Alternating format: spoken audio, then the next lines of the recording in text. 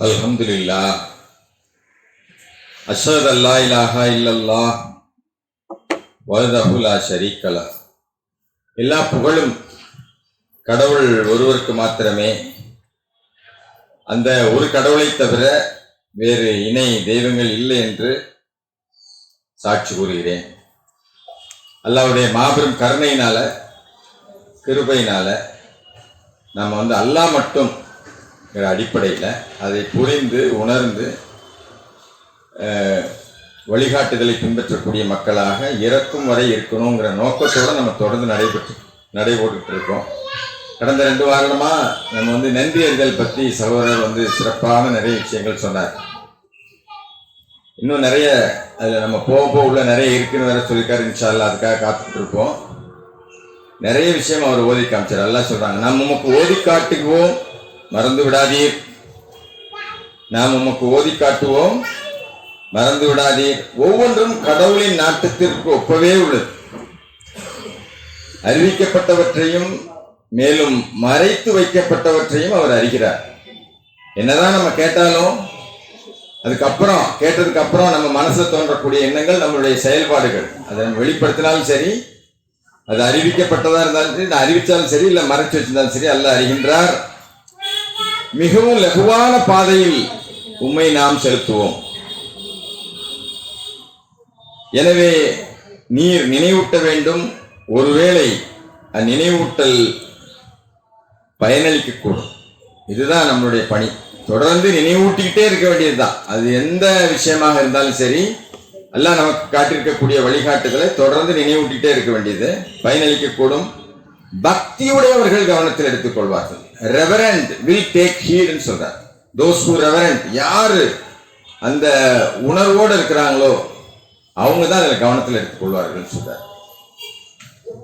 இது உமக்கு நாம் இறக்கி அனுப்பிய புனிதமான வேதமாகும். ஒருவேளை அதன் வசனங்களை அவர்கள் சிந்திக்க கூடும். அறிவுத்திறனுடையவர்கள் கவனத்தில் எடுத்துக் கொள்வார்கள். மேல சொன்னாரு, பக்தியுடையவர்கள் கவனத்தில் எடுத்துக் கொள்வார்கள். இந்த 38 மேல நான் படிச்சது 87வது அத்தியாயத்தின் 6, 7, 8, 9, 10 வசனம் படிச்சேன். 4 வசனம் படித்தேன். 87வது அத்தியாயத்தின் 4 வசனம் படித்தேன். இப்ப படிச்சது உமக்கு நாம் இறக்கி அனுப்பிய புனிதமான வேதமாகும். நம்மள்ட்ட இருக்கக்கூடியது ஒரு சாக்ரட் ஸ்கிரிப்சர். ஒருவேளை அதன் வசனங்களை அவர்கள் சிந்திக்க கூடும்.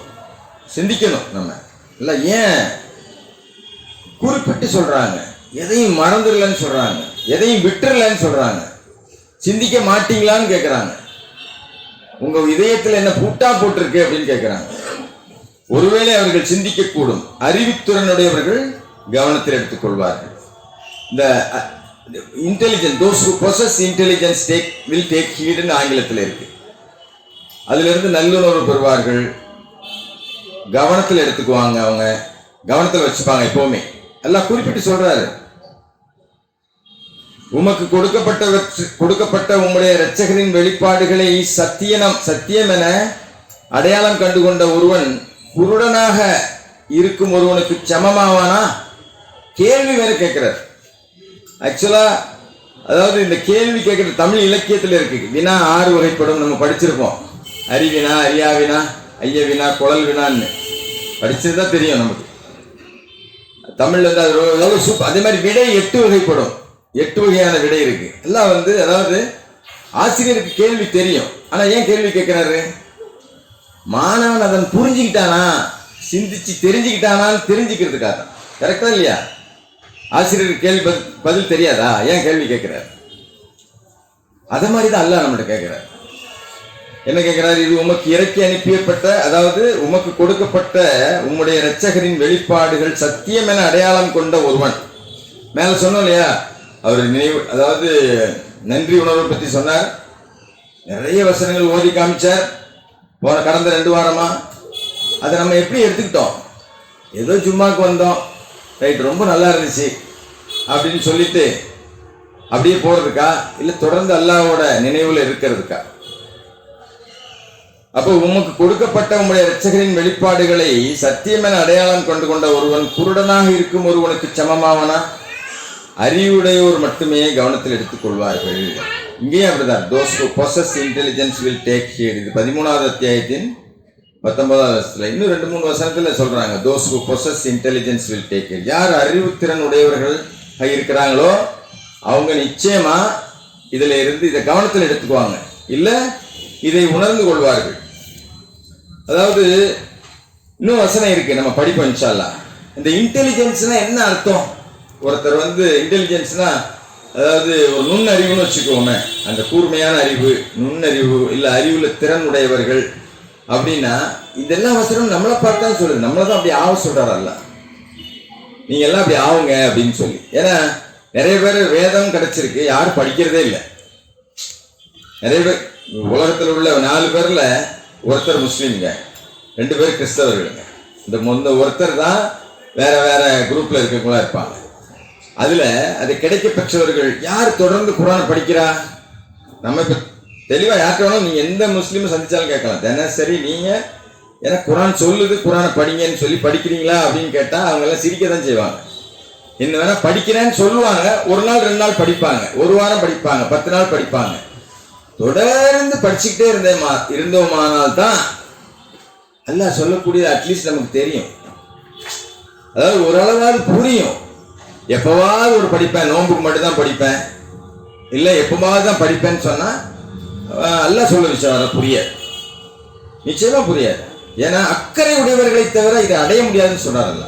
நீ காலையில கூட அந்த வசனங்களை படிச்சாங்க, அக்கறை உடையவர்களை தவிர வேற யாரும் அதை அடைய முடியாது. நீ காலையில் அதிகாலையில தொழுகை நேரத்துல அந்த வசனம் படிக்கப்பட்டுச்சு. அப்ப அதுக்கு தான் நான் இதை சொல்றேன். நான் தான் தேர்ந்தெடுக்கின்ற எவர் மீதும் அவர் ஞானத்தை அருள்கின்றார், மேலும் ஞானம் அடைகின்ற எவரும் மாபெரும் அருள் கொடைகளை அடைந்து விட்டார். அறிவுத்திறன் உடையவர்கள் மட்டுமே கவனத்தில் எடுத்துக்கொள்வார். அதனால யார் அந்த பொசஸ் இன்டெலிஜென்ஸ் அப்படின்னா எல்லாம் சொன்ன விஷயத்தை புரிஞ்சுக்கிட்டு எல்லாம் சொல்றாங்க. ஏன் படிக்க சொல்றாங்க? தினசரி அதிகாலையில் படிங்கன்னு சொல்றாங்க, இரவுல படிங்கன்னு சொல்றாங்க, இயன்ற அளவு படிங்கன்னு சொல்றாங்க. படிக்கும்போது கருத்தூண்டி செவியேற்கவும் கவனத்தில் எடுத்துக்கொள்ள வேண்டும் சொல்றாங்க, நீங்கள் கருணை அடையும் பொருட்டுன்னு சொல்றாங்க. இதெல்லாம் நம்ம செய்யறோமா அப்படின்னு பார்த்தா மட்டுமே தான் இன்டெலிஜென்ஸ்னா என்னன்னா, intelligence is the ability to accept the change. அதான் இன்டெலிஜென்ஸ். அதாவது மாற்றத்தை ஏற்றுக்கொள்ளக்கூடிய ஒரு மனப்பக்குவம் தான் புத்திசாலித்தனம். உதாரணத்துக்கு நம்ம சொல்லலாம், எல்லாம் மட்டும் தெரிஞ்சோம், குர்ஆனை படித்தோம், தொழுகையில் நம்ம மாற்றம் கொண்டு வரலையா? என்ன மாற்றம்? எதெல்லாம் இணை வைப்புன்னு தெரிஞ்சு அதெல்லாம் தூக்கி போட்டு பயப்படவே இல்லை. ஏன்னா சொல்றது அல்லாஹ், வார்த்தை அல்லாஹ்வுடைய வார்த்தை. இதுக்கு மேல என்ன வேணும் நமக்கு? இன்னல் மசாஜித் இல்லாஹி மா தது அல்லாஹு அஹத். சூரத்துல் ஜின்ல 18வது வசனத்துல அல்லாஹ்வை தவிர வேற யாரும் தொழுகையை நினைவு கூறக்கூடாது, என்னை நினைவு கூறுவதற்காக தான் தொழுகை கடமையாக்கி இருக்குங்கிற விஷயம் தெரிஞ்ச உடனே என்ன பண்ணோம்? சப்மிட் தான். காலும் சமியான கேட்டோம், யோசிக்கவே இல்லை. ஏன்னா இது அல்லாஹ்வுடைய வார்த்தை. யார்கிட்டையும் போய் பரிசீலனை பண்ணல, கரெக்டா இது தப்பா இதுன்னு. ஏன்னா நமக்கு தெரியுது நம்ம பண்ணிக்கிட்டு இருக்கிற தவறு நமக்கு தெரியும். அதுதான் மாற்றம், அதுதான் அறிவு வந்துருச்சு, ரைட் புரிஞ்சுக்கிட்டோம் அப்படின்னு அர்த்தம். அப்புறம் நோன்பு, ஜக்காத்து, தர்மம், ஹஜ்ஜி எல்லாமே. இன்டெலிஜென்ஸ்னா என்ன? To ability to adapt the change. அந்த சேஞ்ச் வாழ்க்கை அதாவது உலகம் மாறிக்கிட்டே இருக்குங்க. அந்த காலத்துல அதாவது மனிதன் மாறல, அப்படியே தான் இருக்கான், அவனுடைய திங்கிங் பேட்டர்ன் மாறல. ஆனா உலகம் மாறிக்கிட்டே இருக்கு. 30 வருஷத்துக்கு முன்னாடி இல்லை இது, இப்ப இருக்கு. இப்ப எல்லாரும் நேற்று ஒருத்தர் போன் அடிக்கிறார், குர்ஆன் நாங்கள் இப்ப டேப்ல இதுல தான் படிக்கிறோம், குர்ஆன் உங்க குர்ஆனை காணவே அப்படின்னு சொல்லி அதிகாலையில் 5:30 மணிக்கு அடிச்சு கேட்கிறாரு, அந்த குர்ஆனை போட மாட்டீங்களா அப்படின்னு. இன்ஷா அல்லாஹ் விரைவில் வர இருக்கு நம்ம திருத்தப்பட்ட குர்ஆன், அதையும் சொல்லிக்கிறேன் அல்ஹம்துலில்லாஹ். அப்போ இந்த நன்றி உணர்வா இருக்கட்டும், இல்லாட்ட பொறுப்புணர்வா இருக்கட்டும். பொறுப்பு இருக்கு நிறைய அதாவது உணர்ச்சிக்கும் உணர்வுக்கும் என்னங்க வித்தியாசம்? நம்ம நினைச்சிட்டு இருக்கோம், அதாவது உணர்ச்சிங்கிறது ஒரு மனக்கிளர்ச்சி. கோபம் வருது, நல்லா புரிஞ்சுக்கிடுங்க, உடனே கோவப்பட்டுறோம். இதே கோபத்தை உணர்ச்சியா வெளிக்காட்டிடுறோம். இதே கோவம் நம்ம உணர்ந்திருந்தோம்னு வைங்களேன், ஆமா கோபம் வருது, கோவப்படக்கூடாது, பேசக்கூடாது, கோவப்பட்டா நமக்கு மட்டும் இல்லை எதிர்த்தால உள்ளவனுக்கும் சங்கடம், நமக்கு ரொம்ப சங்கடம் அப்படின்னு உள்ளுக்குள்ள நமக்குள்ளே பேசிட்டு பேசாம இருக்க பாருங்க. அதைத்தான் எல்லாம் சொல்றாரு, அவர்கள் கோவம் வந்தா they will suppress the anger ன்னு சொல்றாங்க. எப்படி சப்ரஸ் பண்ணுவாங்க? கோவத்தை எப்படி அடக்குவாங்க? புத்திசாலித்தனம் இல்லை கோவப்படுறது அப்படின்னு உள்ளுக்குள்ள அவர் சொல்லுவார்ல, பின்னாடி மண்டையில் ஒன்று ஓடி, நம்ம பேசிட்டே இருப்போங்க, ஆனால் பின்னாடி மண்டையில் ஒன்று ஓடிக்கிட்டே இருக்கும். அதில் அதாவது சைத்தான் தூண்டிக்கிட்டே தான் இருப்பான். நம்மளுடைய ஆன்மா பலமாக இருந்துச்சுன்னு வைங்களேன், பின்னாடி இருந்து அல்லாஹ்வுடைய வழிகாட்டுதல் இருக்கும். வேண்டாம், பொறுமையாக இருக்கிறது அதை விட சிறந்தது அப்படின்னு நமக்கு அது ஞாபகம் வரும். அதுதான் கவனத்தில் எடுத்துக்கிறது. அதாவது அறிவுத்திறனுடையவர்களை தவிர அவர் யாரும் கவனத்தில் எடுக்க மாட்டாங்க அப்படின்னு சொல்றாரு இல்லையா, அது இப்படிதான். வெறும் கோவம் மட்டும் இல்லை, பொறாமையா இருக்கட்டும், பேராசையாக இருக்கட்டும், மற்றவங்களுடைய முன்னேற்றம் நமக்கு எந்த விதத்தையும் பாதிப்பை ஏற்படுத்தக்கூடாது. மற்றவங்க நம்மளோட எப்படி இருந்தாலும் சரி, நமக்கு அல்லாஹ் என்ன வழங்கியிருக்காரோ அதுதான் நமக்கு பெஸ்ட். அதுதான் பொறுப்புணர்ச்சி, அதுதான் அந்த அறிவுத்திறன் உடையவர்களுடைய செயல்பாடாக இருக்கும். அப்போ உணர்ச்சி இந்த மனக்கிளர்ச்சி உண்டு பண்றது யாரு? சைத்தான். பட் அந்த மன உணர்வுகள் கம்பேஷனா இருக்கட்டும், சிம்பதியா இருக்கட்டும், அதாவது ஒரு இரக்க குணத்தை ஏற்படுத்துறது யாரு? அல்லாஹ். நல்ல விஷயங்கள் எல்லாம் யார்கிட்ட வருது? அல்லாஹ்ட்ட இருந்து வருது. கெட்ட விஷயங்கள் நாமளே தேடிக்கிறோம், சைத்தானுடைய தூண்டுதல் அதுல இருக்கு. அப்ப அதுலதான் சொல்றாரு, அந்த மாதிரி வரும்போது ரப்பி அவுதுபிக்க மின் ஹமஷாதி ஷயாத்தின் அவுதுபிக்க ரப்பி ஐயக்துரூன் தொடர்ந்து நேற்று முந்தா நாள் பயான்ல சொல்றாரு, அஸ்தோபுல்லா சொல்லிக்கிட்டே இருக்கலாம், அஸ்தோபுல்லா சொல்லிக்கிட்டே இருக்கலாம். அதுதான் கவனத்தில் வைக்கிறது, அல்லாஹ் கவனத்தில் வைக்கிறது. அப்போ நம்மளுடைய காரியங்கள்ல இன்னும் சொல்றாரு பாருங்க, இந்த இன்டெலிஜென்ஸ் பத்தி இன்னும் 2 வசனம் இருக்கு, அதையும் படிச்சிருவோம் இன்ஷா அல்லாஹ். ஏன்னா நம்ம இன்டெலிஜென்ட்டா மாறணுங்கிறது அல்லாஹ்வுடைய திட்டங்க, அல்லாஹ்வுடைய விருப்பம். நம்ம இன்டெலிஜென்ட்டா மாறணுங்கிறது அல்லாஹ்வுடைய விருப்பம். நம்ம இன்டெலிஜென்ட்டா மாறிட்டோம்னா அல்லாஹ் யாரையும் நரகத்துக்கு அனுப்புறதுக்காக படிக்கலைங்க. நீங்களாம் நரகத்துக்கு போங்க சான்ஸ் கொடுத்துருக்காரு. அப்படின்னா என்ன அர்த்தம்? நீ திருந்திக்க, உனக்கு அந்த வில் இருக்கு, அந்த ஃப்ரீ வில் இருக்கு, அதை நான் உனக்கு கொடுத்துருக்கேன். நீ தவறான முடிவெடுக்க அல்லாஹ் விரும்புறது இல்லை. அப்ப அதுக்கு காரணமா எது இருக்கும்? அல்லாஹ்வுடைய கயிறு மட்டும்தான் இருக்கும், அல்லாஹ்வுடைய வழிகாட்டுதல் மட்டும்தான் இருக்கும். அதை நம்ம புரிஞ்சுக்கணும். இன்னொரு வசனம் 3வது அத்தியாயத்தின் 7வது வசனத்துல அதான் சொல்றாரு. நான் நேரடியான வசனங்களையும் வச்சிருக்கேன். 3வது அத்தியாயத்தின் 7வது வசனத்துல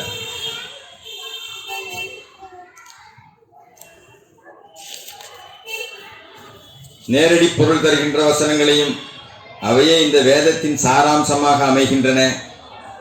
அவனமே பல பொருள் தருகின்ற அல்லது ஓமானங்களுடன் கூடிய வசனங்கள் கொண்டதாக இவ்வேதத்தை அவர் உமக்கு இறக்கி அனுப்பியுள்ளார். தங்களுடைய இதயங்களில் சந்தேகங்களை தாங்கியிருப்பவர்கள் குழப்பத்தை உருவாக்குவதற்காகவும் குறிப்பிட்ட ஒரு பொருளை வெளிக்கொண்டு வருவதற்காகவும் பல பொருள் தருகின்ற வசனங்களை பின்தொடர்வார்கள். கடவுளையும் அறிவில் நன்கு உறுதிப்பாடு கொண்டவர்களையும் தவிர எவரும் அவற்றின் மெய்ப்பொருளை அறிய மாட்டார்கள். அவர்கள் கூறுவார்கள், நாங்கள் இதனில் நம்பிக்கை கொள்கின்றோம், இதில் உள்ள அனைத்தும் எங்கள் இரட்சகரிடமிருந்தே வருகின்றன. அறிவுத்திறன் கொண்டவர்கள் மட்டுமே கவனத்தில் எடுத்துக் கொள்வார்கள். Those who possess intelligence will take heed. இது ஒரு விஷயம். இதுல ஒரு விஷயத்தை சொல்றாரு. குர்ஆனை நம்ம எப்படி அணுகணும், அதுல என்னென்ன மாதிரி வசனங்கள் இருக்கு, இதுல நேரடியான பொருள் தரக்கூடிய வசனங்களே நமக்கு போதுமானதுன்னு கூட அல்லாஹ் சொல்லிடுறாரு. போதுமானது 39:9 அந்த மொத்தம் 6 இடத்துல இதே sentence those who possess intelligence will take heedங்கிற வார்த்தை, அறிவுத்திறன் உடையவர்கள் மட்டுமே கவனத்தில் எடுத்துக்குவாங்க, இல்லை அதுல இருந்து நல்லுணர்வு பெறுவார்கள். எப்படி வேணா நம்ம புரிஞ்சுக்கலாம் அதை இன்ஷா அல்லாஹ். ஏன்னா புரிஞ்சுக்கிறது தான் நமக்கு ஒரு மாற்றத்தை ஏற்படுத்தும். 39வது அத்தியாயத்தின் 39:9 தங்களுடைய இரட்சகரின் கருணையை தேடியவாறு மறு உலகை குறித்து விழிப்புடன் இருந்த வண்ணம் சிரம்பணிந்தும் விழித்திருந்தும் இரவில் தியானம் செய்பவர்கள் ஒருவனாக இருப்பது மேலானதல்லவா? கூறுவீராக, அறிந்திருப்பவர்கள் அறியாதிருப்பவர்களுக்கு சமமானவர்களா? கேளுங்க, நல்ல கேள்விதான் கேட்கிறார்.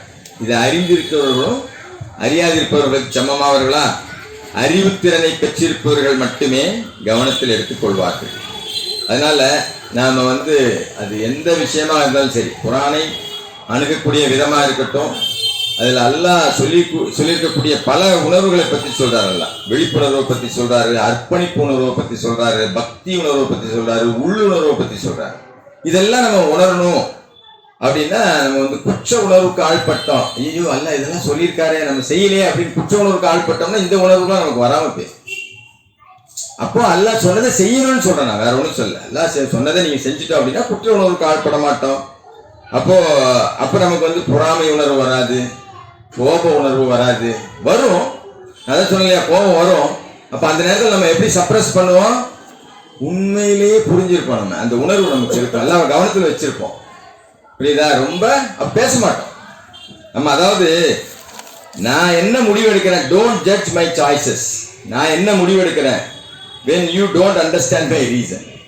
நம்ம வந்து என்ன நினைக்கிறோம், ஒரு சபையிலேயோ இல்லை வீட்டிலேயோ இல்லை வெளியிலேயோ எங்கேயோ பேசும்போது அது சொல்லாமல் விட்டா நம்மளை பற்றி என்ன நினைப்பாங்க அப்படின்னு ஜட்ஜ் பண்ணுறோம்.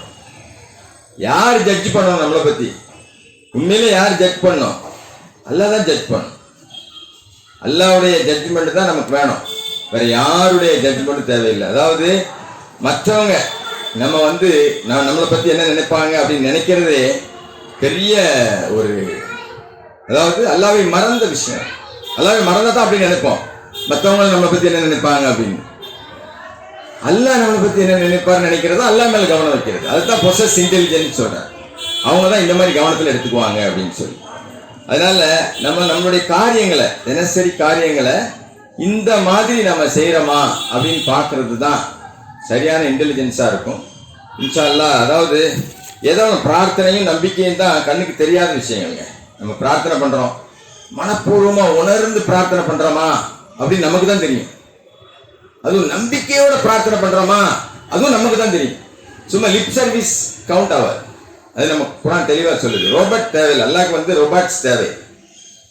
மனப்பூர்வமா சரண்டர் பண்ணணும், மனப்பூர்வமா பிரார்த்தனை பண்ணணும், மனப்பூர்வமா நம்பிக்கை வைக்கணும், டோட்டல் சரண்டர். அப்படி இருந்தனா நிகழவே முடியாது என்று சொல்லும் எந்த விஷயத்தையும் நிகழ்த்து காட்டும் வலிமை அதுக்கு தான் இருக்கு. பிரார்த்தனைக்கும் நம்பிக்கைக்கு தான் இருக்கு. நடக்கவே நடக்காது அப்படின்னு சொல்லுவாங்கல்ல, அது ஈஸியாக நடந்திருக்கும். நம்மளுடைய வாழ்க்கையில பார்த்து நிறைய விஷயத்த பார்த்துட்டு வந்திருப்போம். அப்ப அந்த நம்பிக்கையை எல்லா விஷயத்திலையும் வச்சிருக்கிறோமா அப்படிங்கிறத நம்ம கொஞ்சம் மறுபரிசீலனை செஞ்சு பார்க்கணும் இன்ஷா அல்லாஹ். நம்முடைய ஆதி பாவத்திற்காக நாம பாவம் கேட்போம், தூபும் இல்லல்லா. அல்ஹம்துலில்லாஹ், அஷ்ஹது அல்லா இலாஹா இல்லல்லாஹ் வஹ்தஹு லா ஷரீக லஹ். எல்லா புகழும் அல்லாஹ் ஒருவருக்கு மாத்திரமே.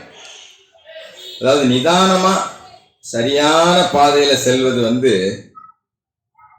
வேகமா போகணும். என்ன சப்மிஷனுக்கு வந்து இவ்வளவு நாள் ஆச்சு, யாருக்குமே தெரியல, அப்படி பண்ணியிருக்கலாம், இப்படி பண்ணியிருக்கலாம், கடகடான்னு போயிடலாம். சில பேருக்கு போய் இப்போ சொல்லியிருக்கணும், இது எவ்வளவு நல்ல விஷயம் அப்படின்னு சொல்லிட்டு அப்படியே பாதையை விட்டு விலகி போறதை விட நிதானமா சரியான பாதையில போறது எவ்வளவோ மேலான. நம்மளுடைய இலக்கு நம்ம சொர்க்கத்தை அடையணுங்கிறது தான். அதுல வந்து எந்த சுயநலமும் இல்லாம மற்றவங்களுக்கு இதை கொண்டு போய் சேர்க்க வேண்டியது. இதை கருத்தை யார் யாரையெல்லாம் சென்றடைந்தோ அவர்கள் அச்சமுட்டி எச்சரிக்கை செய்யக்கூடிய சமுதாயமாக மாறட்டும். அல்லாஹ் இப்படி சொல்றாங்க, நான் ஜெனரேஷன் டு ஜெனரேஷன் இந்த வேதத்தை பாதுகாத்துக்கிட்டு வரேன் அப்படின்னு சொல்றாரு. அப்ப எப்போ அது சாத்தியம்? நாம என்ன இப்ப இவ்வளவு நாள் கத்துக்கிட்டோமோ, என்ன செஞ்சுக்கிட்டு இருக்கோமோ அதை நம்ம பிள்ளைங்க அப்படியே செய்யறாங்களா, செய்ய வைக்க வேண்டியதுதான். அதுதான் அல்லாஹ் பெற்றோர்களுடைய பொறுப்பு அப்படின்னு, அதாவது அழகா 20வது அத்தியாயத்தில் 132 சொல்றாரு பாருங்க. அதாவது பெற்றோர்களுக்கு ஒரு, அதாவது குழந்தைய வளர்க்கறதுக்கு ஒரு பொறுப்பு இருக்கு. நான் வந்து எப்படி புரிஞ்சு வச்சிருக்கேன் அப்படின்னு சொன்னா, பர்பஸ் ஆஃப் லைஃபே நல்ல குழந்தைங்களை விட்டுட்டு போறதுதான். நமக்கு நல்ல குழந்தைங்களை விட்டுட்டு போயிட்டேன்னு வைங்க, நாம நல்லவங்களா இருந்திருப்போம், நிச்சயமா நல்ல வழியை போய் சேர்ந்துருவோம். நான் வந்து இல்ல நான் எப்படி வேணாலும், என் பிள்ளை எப்படி வேணாலும் அது வேற ஆன்மா, அதுக்கு நமக்கு சம்மந்தம் இல்லை அப்படின்னு நினைச்சேன்னு வைங்க, நான் எதையும் சொல்லிக் கொடுக்க மாட்டேன், இல்லை எதையும் செஞ்சு காட்ட மாட்டேன், அதை பத்தி அக்கறை எடுக்க மாட்டேன். ஆனா அல்லாஹ் அக்கறையோட இருங்கன்னு சொல்றாரு. 20வது அத்தியாயத்தின் 132வது வசனத்துல பெற்றோர்களின் பொறுப்பினே சொல்றார். தொடர்பு தொழுகைகளை கடைபிடிக்கவும் அவ்வாறு செய்து வருவதில் உறுதியோடு தொடர்ந்து இருக்கவும் குடும்பத்தாரே வேண்டும். வெறும் பெற்றோர்கள் மட்டும் இல்லை, யார் யாரெல்லாம் உங்களுடைய கஸ்டடியில் இருக்காங்களோ, உங்களுடைய கண்ட்ரோல்ல இருக்காங்களோ, அவங்க அவ்வளவு பேரையும் தொழ வைக்கிறது நம்மளுடைய பொறுப்பு. நமக்கு தெரியும் தொழுகையினுடைய பிசிக்கல் பெனிஃபிட்ஸ் என்ன, மென்டல் பெனிஃபிட்ஸ் என்ன, அது ஒலு செய்யறதுனால என்ன பலன் ஏற்படுது, அது அந்த இடைப்பட்ட நேரங்கள்ல நடந்தக்கூடிய விஷயங்களை எல்லாம் எல்லாம் ஃபிளஷ் அவுட் பண்றதுக்காக தான் தொலை பண்ண சொல்றாரு. இதெல்லாம் நமக்கு தெரியும். நம்ம இப்போ 6:30 மணிக்கு ஃபஜ்ர் டைம் வர இருக்கனால 6:30 மணிக்கு தொழுதுருக்கோம். இன்னும் 3 மாசத்துக்கு முன்னாடி பார்த்தீங்கன்னா 5:20 முடிஞ்சிருக்கும், இல்லை 5:45 முடிஞ்சிருக்கும். அது கொஞ்சம் முன்னாடி இப்போ நம்ம we are all so fortunate, நமக்கு வந்து எல்லாமே 5 மணிக்கு அப்புறம் தான் இருக்கு, 4 மணிக்கெல்லாம் போகல. ஆனா அப்படியே இங்க இருந்து மேல போனோம் அப்படின்னு சொன்னா 3:30 மணிக்கெல்லாம் இருக்கு, சன்ரைஸ் இருக்கு. அந்த மாதிரி இல்லை. நம்ம இந்த இடத்த எல்லாம் நமக்கு தந்ததுக்கு எல்லாம் நம்ம நன்றி சொல்லணும். இந்த இடத்துல நம்மளை வந்து வர வச்சதுக்கு, இங்க நம்மளை தேர்ந்தெடுத்ததுக்கு அல்லாவுக்கு நம்ம நன்றி சொல்லணும். இது எதுக்குன்னா நமக்கு பொறுப்பு இருக்கு. நாம் தான் சொல்ல பாருங்க, தொடர்பு தொழில்களை கடைபிடிக்கவும் அவ்வாறு செய்து வருவதில் உறுதியோடு தொடர்ந்திருக்கும் குடும்பத்தாரை நீர் ஏவ வேண்டும். உம்மிடம் எந்த வாழ்வாதாரத்தையும் நாம் கேட்கவில்லை, நாம் தான் நமக்கு வழங்குகின்றோம். இறுதி வெற்றி கழிப்பு நன்னறியாளர்களுக்கே உரியது. அப்போ எல்லா விஷயத்தையும், இப்போ உதாரணத்துக்கு ஒரு விஷயம், திருமணம் முடிக்கிறத பத்தி எடுத்துக்கலாமே. திருமணம் நம்ம ஊர்ல அப்பா எப்ப நடக்கும்? ஒரே ஊருக்குள்ள மட்டும்தான் அவங்க திருமணம் பண்ணி கொடுப்பாங்க, வெளியே ஊருக்கே கொடுக்க மாட்டாங்க. ஏன்னா என் பிள்ளை பிரிஞ்சுலாம் என்னால் இருக்க முடியாது, நான் எப்படி இருக்கிறது, கூட்டு கெடுக்கிறது, டெய்லி நான் பார்க்கணும் அப்படிம்பாங்க. அப்படியே கொஞ்சம் லேட்டா வெளி ஊர்களுக்கு திருமணம் பண்ணாங்க. அதெல்லாம் ரொம்ப லேட்டாக தான். அதுக்கு முன்னாடி தான் உள்ளூருக்குள்ளே தான் இருக்கும், ரொம்ப சொந்தக்காரங்களுக்குள்ளே தான் இருக்கும், வெளியிலையும் போக மாட்டாங்க. அசலா வேணாம் அப்படின்ட்டுருவாங்க. இப்போ அப்படியே மாறிடுச்சு, புரியுதா? ஆனால் நம்ம இப்போ என்ன எப்படி இருக்கோம்? அதே மென்டாலிட்டியில் தான் இருக்கும், இன்னும் அதே மென்டாலிட்டியில் தான் இருக்கும். இல்லை சப்மிட்டர் தான் பார்த்து நமக்கு யாராவது அதுவும் தமிழ்நாட்டுக்குள்ளே சப்மிட்டரை தான் கல்யாணம் பண்ணி கொடுக்கணும். அப்போ கொஞ்சம் வெயிட் தான் பண்ணணும், நிறைய பேர் வரணும். ஏன்னா இது வந்து ஒரு சின்ன ஜென்ரேஷன். எல்லாம் என்ன சொல்கிறாங்க, எல்லாம் ரொம்ப அழகாக சொல்கிறாங்க, போத் பீப்புள். அதாவது புராணம் கல்யாணம் முடிக்கிறதுக்கு மேரித கற்புடைய பெண்களை நீங்கள் கல்யாணம் முடிங்க நம்பிக்கையாளர்கள்ல, அப்படி இல்லையா ப்ரீவியஸ் ஸ்கிரிப்சர் வழங்கப்பட்ட சமுதாயத்திலிருந்து நீங்கள் கல்யாணம் முடிச்சுக்கலான்னு சொல்கிறார். நம்ம யாருக்கா அந்த தாட் வருதா? அதுவும் அல்லாவுடைய கட்டளை தானே. ஏன் இவ்வளோ சிரமம் பண்ணோம்? இப்போ நம்ம எப்படி கடந்த 20 வருஷமா என்ன நடந்துட்டு இருக்குங்க? யார் கல்யாணம் நின்னா போயிருக்கு? யாருமே அப்படி கல்யாணம் முடிக்காம இருக்கல. ஏதோ ஒரு ரூபத்தில், அதான் சொல்ல, நம்பிக்கையும், நான் முதல்ல திருப்பி சொல்றேன், பிரார்த்தனையும் நம்பிக்கையும் கண்ணுக்கு தெரியாத விஷயங்கள், ஆனால் நிகழவே முடியாது என்று சொல்லும் எந்த விஷயத்தையும் நிகழ்த்தி காட்டும் வலிமை உடையது. கொஞ்சம் நம்ம பர்ஸ்பெக்டிவை மாற்றணும். இப்போ உலகளாவில் போய் கல்யாணம் முடிக்கலாம், எந்த தடையும் இருக்கா? உலகளாவில் மக்கள், நம்பிக்கை கொண்ட மக்கள் இருக்காங்க. அப்போ அதுக்கு நம்ம மனசளவில் தயாரானதான் எல்லாம் நமக்கு ஹெல்ப் பண்ணுவார். நான் இல்லை இப்படிதான் இருப்பேன், நான் இதுக்குள்ளேயே தான் நான் இருப்பேன் அப்படின்னு நினைச்சா அது வந்து நாமளே வந்து கஷ்டத்தில் ஆழ்படுத்திக்கிறோம். அல்லாஹ்வுடைய பர்செப்ஷன் வந்து ரொம்ப மிக பெரிது. அது அந்த வசனத்தை பூரா நம்ம பார்க்கணும். நம்ம வந்து தெளிவாக படிச்சோன்னு வைங்க, இது இருக்கிறது தான் இருக்கு. 5:5 அழகா சொல்றாங்கல்ல, 5வது அத்தியாயத்தின் 5வது வசனத்துல அந்த இதை சென்டென்ஸை மட்டும் படிக்கிறேன். அதாவது, நம்பிக்கையாளர்களில் உள்ள கற்புடைய பெண்களையும் அவ்வண்ணமே முந்தைய வேதத்தை பின்பற்றுபவர்களில் உள்ள கற்புடைய பெண்களையும் நீங்கள் திருமணம் செய்து கொள்ளலாம். இது நம்பிக்கையாளர்களுடைய கற்பனை பெண்கள். சரி, நம்ம இது அதோடு இல்லாமல் இன்னொன்று, இப்போ எப்படி நடந்துட்டு இருக்கு, நம்ம தாய் தகப்பன் ஒன்று விரும்புகிறாங்க, ஆனால் நாம் ஒன்று விரும்பி கல்யாணம் முடிச்சிடறோம், அதுக்கப்புறம் சப்மிஷனுக்கு வந்திருப்போம். அப்படி நிறைய பேர் இருப்போம் இங்கே, புரியுதா? வேற்று மத ஆணையோ பெண்ணையோ கல்யாணம் விரும்பியிருப்போம், அவங்கள கல்யாணம் பண்ணியிருப்போம், சப்மிஷனுக்கு வந்திருப்போம். எல்லா உதாரணம் நமக்கு முன்னாடியே இருக்குது. ஆனால் இதெல்லாம் மறந்துட்டு நம்ம இப்படித்தான் வேணும். அதாவது ஆசைப்படுறது தவறே இல்லை. நீங்க அல்லாட அப்ளிகேஷன் வைங்க, எல்லாம் நிறைவேற்ற போதுமானவராக இருக்கிறார். ஆனால் நம்மளுடைய பர்செப்ஷனை கொஞ்சம் ப்ராட் பண்ணணும். ஈகிள் எல்லா ரூபத்துல இருந்து நம்ம பார்க்கணும். உலகளாவிய அளவில் சப்மிட்டர்ஸ் இருக்காங்களா இல்லையா? சப்மிட்டர்ஸ் இருக்காங்க. ப்ரீவியஸ் ஸ்கிரிப்சர் போய் பார்த்தா தானே தெரியும், நம்ம பழகினாருன்னு தெரியும். அப்போ இது நம்மளை நாமளே சிரமப்படுத்திக்க கூடாது. இந்த மாற்றத்தை நம்ம அடாப்ட் பண்ணணும். அதுக்கு தான் நான் உதாரணம் சொன்னேன். முதல்ல ஒரு ஊருக்குள்ள, ஒரு குடும்பத்துக்குள்ள பண்ணிக்கிட்டு இருந்தாங்க. இப்பவும் குடும்பத்துக்குள்ள பண்ணிக்கிட்டு இருக்கிறவங்க இருக்கதான் செய்யறாங்க. ஊருக்குள்ள பண்ணிக்கிட்டு இருந்தாங்க, பக்கத்து ஊர்ல சொந்தக்காரங்கள்ட்ட பண்ணிக்கிட்டு இருந்தாங்க. இதெல்லாம் நிதர்சனமா இல்லையான்னு பாருங்க. இப்ப நம்ம கூட எத்தனையோ பேர் இங்க உட்கார்ந்துட்டு இருக்கோம், நல்லா தான் இருக்கும், அல்லாஹ்வுடைய கிருபையில சப்மிஷன்ல தான் இருக்கிறோம். அப்போ இதையெல்லாம் நம்ம யோசித்து சிந்திச்சு பார்த்தா தான் அல்லாஹ் நமக்கு ஒரு வழி கொடுப்பாங்க. நம்ம விரும்பணும், அதை மாற்றத்தை நம்ம விரும்பணும். அப்ப நிச்சயமா எல்லாமே ஈஸியா இருங்கிறது தான் நான் சொல்ல வரேன். அதோடு இல்லாம நம்ம வந்து அதாவது இப்ப பல வழிகள் இருக்கு திருமணம் முடிக்கிறதுக்கு. இணையதளத்தின் மூலியமா அட்வர்டைஸ்மெண்ட் பண்றாங்க, கால் பண்றாங்க, வந்து பாக்குறாங்க. அப்படியா, ஓ நாங்க இந்த இதுல இருக்கோம், அப்படியா, இதுனா என்ன கேட்கறாங்க. சரி, ஓகே, எனக்கு ஒன்றும் எதிர்ப்பு இல்லை. நான் வந்து நடக்கதான் செஞ்சிருக்கு, திருமணம் நடந்தா இருக்கு, நடக்காமலாம் இல்லை. ஆனா நாமளே சிரமப்படுத்திக்கிறோம். இந்த மாற்றம் எப்ப எங்க இருந்து வரும் அப்படின்னா, இது அடுத்த இந்த மாதிரி மாற்றத்தை செய்யலாம் அப்படிங்கறத அடுத்த ஜெனரேஷனுக்கு எப்படி நம்ம கடத்த முடியும்? செஞ்சு காட்டினா தான் கடத்த முடியும். அப்ப இன்ஷா அல்லாஹ் இது மாதிரி நிறைய விஷயங்கள் சொல்லிட்டே போகலாம். வியாபாரமா இருக்கட்டும், திருமணமா இருக்கட்டும், குழந்தை வளர்ப்பா இருக்கட்டும், படிப்பா இருக்கட்டும். முதல்ல மட்டும் இப்ப எத்தனை பேர் வெளிநாட்டுல போய் படிச்சு வெளிநாட்டுல இருக்கிறாங்க? இது 50 வருஷத்துக்கு முன்னாடி இருந்தாங்களா இத்தனை பேரு? இல்ல. அப்ப அதெல்லாம் நம்ம எதெல்லாம் நமக்கு சாதகமா வருதோ அதெல்லாம் நம்ம ஏத்துப்போம். எதெல்லாம் நம்ம மைண்டுக்கு, இதுதான் ஆணவம், வேற ஒண்ணும் இல்லை. இதுதான் ஈகோ. அல்லாஹ் இந்த குர்ஆன்ல பின்னாடி என்ன போட்டிருக்கோம்? ஓர் உலகம், ஓர் இறைவன், ஒரே செய்தி. உலகத்துல யாராலும் கல்யாணம் முடிக்கலாமே. அவர் ஆண் பெண் கல்யாணம் முடிக்கிறதுக்கு என்ன பேசிக் வேணும்? பேசிக் அதையும் குர்ஆன் சொல்லுது. போத் ஆர் சிங்கிள், 2 பேரும் சிங்கிளா இருக்கணும். அப்புறம் எலிஜிபிள், மியூச்சுவல் அட்ராக்ஷன் இருக்கணும், ஒருத்தர் பிடிச்சிருக்கணும். டவுரி ரொம்ப முக்கியம், டவுரியை நெகோசியேட் பண்ணிக்கலாம். அப்புறம் ஒரு வெயிட்டிங் பீரியடு, யார் ஏற்கனவே திருமணமாகி விதவையா இருந்தாங்கன்னா வெயிட்டிங் பீரியடுக்கு நம்ம டைம் கொடுக்கணும். அது ஒரு சேக்ரடு. எப்படி ஒரு சேக்ரடு, அது ஒரு புனிதமான ஒரு ஒரு ஒரு ஏற்பாடு. அது அந்த இன்ஸ்டிடியூஷன், சேக்ரட் இன்ஸ்டிடியூஷன். அப்போ நிறைய கலந்து, இப்ப இங்கேயே கல்யாணம் நடக்கணும், ஃப்ரீயா நடக்கணும் அப்படின்னா நிறைய ஒன்று கூடணும். இங்க பாருங்க, இங்க எவ்வளவு இருக்கு, அங்க எவ்வளவு இருக்கு, அவ்வளவுதான். ரொம்ப சிம்பிள். நீங்க அங்கிருந்து பார்த்தாலும் தெரியும், எனக்கு இங்கிருந்து பார்த்தாலும் தெரியும். இங்க எவ்வளவு பேர் இருக்கும், அங்க எவ்வளவு பேர் இருக்கும். எப்படி தெரியும் ஒருத்தர் தெரியாது. அப்போ இது இயல்பா, அதாவது நிகழ்வு. நான் முதல்ல உணர்ச்சி வேற உணர்வு வேறன்னு சொன்னேன்.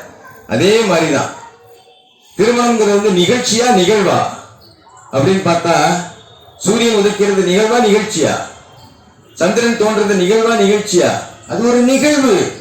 அது மாதிரி நடக்கணும் ஹியூமன் பீயிங்ஸ்குள்ள. எல்லாம் அப்படித்தான் இதை மல்டிப்ளை பண்றார் திருமணத்தை. இது ஒரு நிகழ்வா நடக்கணும். அப்ப நிகழ்வா நடக்கிறதுக்கு நாம பெற்றுக்கிட்ட அறிவை அப்ளை பண்ணாதான் அது நடக்கும். ஏன்னா நமக்கு அதுக்குள்ள வித்தியாசமே அதுதான். ஜீவராசிகளுக்கும் பிரபஞ்சத்தில் உள்ள எல்லா விஷயங்களுக்கும் நமக்கு என்ன, நமக்கு ஃப்ரீவில் இருக்கு, அவங்களுக்கு ஃப்ரீவில் இல்லை. அதனால அச்சிப்பிசகமா அவங்க வேலையை அவங்க செஞ்சுட்டு இருக்காங்க, இயற்கையோட இயங்கி இருக்காங்க. நாம தான் அங்க முன்ன பின்ன ஆயிடும். அதனால நம்முடைய மைண்டை கொஞ்சம் விசாலமாக்கி பர்செப்ஷனை பெருசாக்கணும். அப்படி ஆனா மட்டுமே தான் அல்லாஹ்வுடைய எந்த ஒரு 2 வசனம் படிக்கிறேன். 8வது அத்தியாயத்தின் 53வது வசனம். இது கேட்க கொஞ்சம் கஷ்டமா தான் இருக்கும், கொஞ்சம் சிரமமா தான் இருக்கும். ஆனா நல்லா யோசிச்சு பாரு. அதை சிந்திக்கக்கூடிய மக்களுக்கு நான் இதை கவனத்தில் எடுத்துக்குவாங்கன்னு சொல்றாரு. 8வது அத்தியாயத்தின் 53வது வசனத்துல, எந்த மக்கள் மீதும் அவர் அருளிய ஒரு ஆசீர்வாதத்தை தாங்களாகவே மாற்றிக்கொள்ள அவர்கள் முடிவெடுத்தாலே அன்றி அல்லாஹ் மாற்றுவதில்லை. கடவுள் செவியேற்பவர், சர்வமும் அறிந்தவர். ஐ எம் ரெடி, நான் அக்செப்ட் பண்றதுக்கு ரெடி. ஏன்னா உலகம் முழுவதும் சப்மிஷன் எல்லாரும் சப்மிஷன்ல வரப்போறாங்கன்னு சொல்லுது. 110வது அத்தியாயமே அதுக்கு வெற்றி கழிப்பு, வெற்றின்னு சொல்லி ஒரு அத்தியாயமே இருக்கு. இதாஜா நஸ்ருல்லாஹி வல் ஃபத் வராயத் அன்னாஸ யதுகுலூன ஃபீ தீனில்லாஹி அஃப்வாஜா வஸப்பி பிஹம்தி ரப்பிக வஸ்தக்ஃபிரு இன்னஹு கான தவ்வாபா. சப்மிஷன் யாராவது வராங்களா, நாம செய்ய வேண்டியது என்ன? அஸ்தக்ஃபிருல்லாஹ், அல்லாஹ்ட்ட தான் பாவம் நிற்க. அப்போ இந்த விஷயத்துல நம்மளுடைய பர்செப்ஷனை இன்னும் குர்ஆனை போய் சிந்திச்சு பாருங்க, படிச்சு பாருங்க. அவங்க நம்பிக்கை, அதாவது சப்மிஷன் சொல்லிட்டு கல்யாணம் பண்ணிட்டு உள்ள சப்மிஷன் இல்லாத முறையில் நடக்கிறவங்க நிறைய பேர் இருக்காங்க. அல்லாஹ் தான் சொல்றாரு, நீங்கள் வெளிப்படுத்துறதையும் நீங்கள் மறைத்து வைக்கிறதையும் அல்லாஹ் தான் அறிந்தவரா இருக்கிறாரு. அதனால வருங்கால தலைமுறை பிரார்த்தனை பண்றாரு, வருங்கால தலைமுறைக்கு நாங்கள் அமைக்கக்கூடிய முன்மாதிரியை நல்லதான ஒன்றாக இருக்க செய்வீராக. 26வது அத்தியாயத்தின் 84வது வசனத்துல. அதனால இந்த விஷயத்தை கொஞ்சம் யோசிச்சு பாருங்க. இன்னொரு வசனம் 11வது அத்தியாயத்தின் இதே மாதிரி அங்கேயும் இருக்கு, 13:11. தேங்க்ஸ். 13:11 உங்கள் ஒவ்வொருவருடனும் இருக்கும் வானவர்கள் அணிகள் மாறி மாறி முறையெடுத்துக் கொள்கின்றன. அவர்கள் உங்களுக்கு முன்புறமும் உங்களுக்கு பின்புறமும் உள்ளனர். அவர்கள் உங்களுடன் இருக்கின்றனர், மேலும் கடவுளின் கட்டளைக்கு ஏற்ப உங்களை பாதுகாக்கின்றனர். இவ்விதமாக எந்த மக்களின் நிலையையும் மாற்றிக்கொள்ளும் முடிவை அவர்களே செய்தாலே அன்றி கடவுள் மாற்றுவதில்லை. எந்த சமுதாயத்திற்கும் ஏதேனும் கஷ்டத்தை கடவுள் நாடிவிட்டால் எந்த சக்தியும் அதை தடுத்துவிட முடியாது. ஏனெனில் அவரை அன்றி அவர்களுக்கு அதிபதியாகவோ எஜமானதாகவோ எவரும் இல்லை. அதனால நாம நல்ல யோசிச்சு, அதாவது குர்ஆனோட தொடர்புல இருங்க, அல்லாஹ் சொன்ன விஷயத்தை சிந்திங்க. இன்ஷா அல்லாஹ் நமக்கு அல்லாஹ் நம்மளுடைய காரியங்களை லெகுவாக்க போதுமானவராக இருக்கிறாரு. இன்னும் 2 வசனம் மட்டும் படிச்சுட்டு நான் முடிக்கலாம்னு நினைக்கிறேன். டைம் ஆயிடுச்சு. 24வது அத்தியாயத்துல, அதாவது 24வது அத்தியாயத்தின் 27வது வசனம். நம்பிக்கை கொண்டதே உங்களைத்தான், உங்களுடையவற்றை தவிர வேறு வீடுகளில் அவற்றில் வசிப்பவர்களின் அனுமதி பெறாமலும் அவர்களை வாழ்த்தாமலும் நீங்கள் உள்ளே நுழையாதீர்கள். இதுவே உங்களுக்கு மிகவும் சிறப்பானதாகும். நீங்கள் கவனத்தில் எடுத்துக்கொள்ளும் பொருட்டு. எது படிக்கிறேன்னா அல்ல, நிறைய சில விஷயங்களை குறிப்பிட்டு கவனத்தில் எடுத்துக்கணும்னு சொல்றாரு. அப்படி குறிப்பிட்டு சொல்றதுக்கான காரணம் என்ன நம்ம சிந்திச்சு பார்த்தா தான் அதுக்கு பின்னாடி இருக்கிறது தெரியும். அது மாதிரிதான் இந்த விஷயத்தையும் நமக்கு சொல்றாரு அப்படின்னு 51:49. நீங்கள் கவனத்தில் எடுத்துக்கொள்ளும் மட்டும் ஒவ்வொன்றிலும் ஆண் மற்றும் பெண் என ஒரு ஜோடியை நாம் படைத்தோம். கவனத்தில் எடுத்துக்கணும் அப்படிங்கிறதுக்காக அதான் நான் சொன்னேன். திருமணம்ங்கிறது ஒரு நிகழ்ச்சி கிடையாது. தயவு செய்து அல்ல, அதை ஒரு நிகழ்வா வச்சிருக்கிறாங்க. இந்த உலகம் அழியக்கூடிய வரைக்கும் ஒரு கடைசியில தான் சொல்றாரு ரீப்ரொடக்ஷன் ஹால்டட் அப்படின்னு சொல்லி. அது வரைக்கும் திருமணத்தின் நோக்கமே பல்கி இந்த ஜெனரேஷன் பெருகணும், இந்த எத்தனையோ கோடி பேர் வரணும் அப்படிங்கிறது அல்லாவுடைய திட்டமா இருக்கு. நாம அதற்கான மைண்ட் செட்ல நம்மளை மாத்திக்கிட்டா மட்டுமே தான் அல்லாஹ் நமக்கு சிறப்பான வழி தருவோம். ஒரு நிமிஷம், ஒரு நிமிடம் எல்லாம் உடனே மாறிடுது. ஒரு ராத்திரி தானே, ஒரு ராத்திரி தான் எல்லாமே மாறிடுச்சு. அதனால நம்ம திருப்பி சொன்ன விஷயம்தான், இன்டெலிஜென்ஸ்னா மாற்றத்தை ஏற்றுக்கொள்ளக்கூடிய அந்த மனப்பான்மை தான் இன்டெலிஜென்ஸ். ரெண்டாவது, நம்மளால நம்ம எதெல்லாம் கஷ்டம் நினைக்கிறோமோ, எதெல்லாம் ரொம்ப சிரமமா இப்ப ஃபீல் பண்ணிக்கிட்டு இருக்கோமோ, அதுக்கு மருந்து ஒண்ணுதான் பிரார்த்தனையும் நம்பிக்கையும் தான். அது நம்மளுக்குள்ளேயே நிறைய பேர்ட்ட அப்படி நடந்து திருமண விஷயங்கள்லாம் நம்ம பார்த்துக்கிட்டு தான் இருக்கோம். நம்ம வேணாம்னு சொல்லுவோம், அவர் சப்மிஷன்ல நீ பண்ணாதுன்னு. ஆனா பிள்ளைங்க ஒருத்தர் விரும்பி இருப்பாங்க. இப்ப கல்யாணம் முடிச்சுட்டு இப்ப சப்மிஷன்ல இருப்பாங்க, நமக்கு தெரியாது. இதெல்லாம் அல்லாவுடைய திட்டம், அல்லாவுடைய ஏற்பாடு. அப்ப அதுக்கு நம்ம மனதளவுல நம்ம தயாரா இருந்தா தான் பிள்ளைங்க அதுல இருந்து கத்துப்பாங்க நாளைக்கு. அப்புறம் அதாவது பிரார்த்தனையும் கண்ணுக்கு தெரியாத விஷயங்கள், பிரார்த்தனையும் நம்பிக்கையும் கண்ணுக்கு தெரியாத விஷயங்கள். 186 தான் நான் இப்படி சொல்றேன். என்னுடைய அடியார்கள் என்னை பற்றி கேட்டால் நீங்க சொல்லுங்க, அவங்க கூடயே இருக்கிற அவர்கள் பிரார்த்திப்பதால் தான் அவருடைய பிரார்த்தனை பதிலளிக்கிறேன்னு சொல்றாரு. அதைத்தான் நான் இப்படி சொல்றேன். பிரார்த்தனையும் நம்பிக்கையும் கண்ணுக்கு தெரியாத விஷயம். ஏன்னா நல்லா கூட இருக்கிறது நமக்கு தெரியாது. நம்ம அந்த உணர்வுல இருந்தாலும் நிச்சயமா இருக்கும். ஆனால் நிகழவே முடியாது என்று சொல்லும் எந்த விஷயத்தையும் நிகழ்த்தி காட்டும் வலிமை உடையவர் அந்த பிரார்த்தனையும் நம்பிக்கையும். அதனால நம்பிக்கையோட பிரார்த்தனை செய்வோம். இன்ஷா அல்லாஹ் நம்மளுடைய காரியங்களை, அதாவது தவறு யாரு செஞ்சாலும் எல்லாருமே செய்யறாங்கிறதுக்காக தவறு இல்லாம போயிடாதுங்க. யாருமே செய்யலங்கிறதுக்காக உண்மை இல்லாம போயிடாது. ஒருத்தர் கூட செய்யல அப்படிங்கிறதுக்காக உண்மை இல்லாம போயிடாது. நம்ம இப்ப என்ன பண்ணிட்டோம், எல்லாரும் நாட்டு நடப்பு இப்படிதான் இருக்கு, உலகத்துல எல்லாம் இப்படியா இருக்காங்க அப்படின்னு பார்க்கறோம், உண்மையை விட்டுறோம். அதுக்கு தான் அந்த those who possess intelligence will take வசனத்தை அவர்கள் கவனத்தில் எடுத்துக் கொள்வார்கள்ங்கிற வசனத்தை மட்டும் படிச்சு பாருங்க.